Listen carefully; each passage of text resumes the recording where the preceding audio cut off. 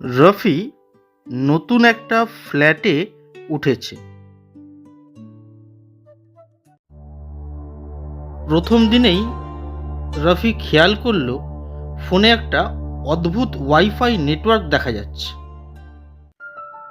নামটা লেখা ভূতনেট ১৪৭। সে ভাবল হয়তো পাশের কারোর মজা করার আইডি হতে পারে। ওয়াইফাইয়ের পাসওয়ার্ড দিতে গিয়ে মজা করে লিখল ভূত আছে।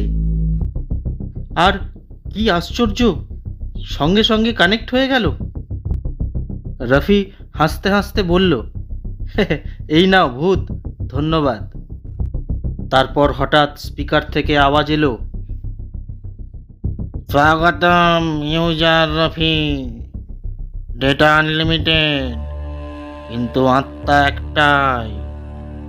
রফি থমকে গেল। চারদিকে হালকা ঠান্ডা বাতাস আর স্ক্রিনে লেখা, update available, turn into ghost mood.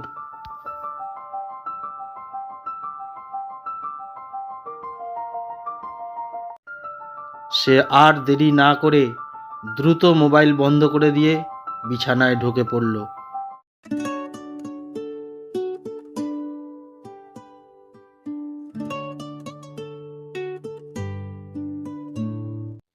পরদিন সকালে দেখল ওয়াইফাই তালিকায় ভূতনেট ১৪৭ নেই, কিন্তু নিজের ফোনের নামটা বদলে গেছে।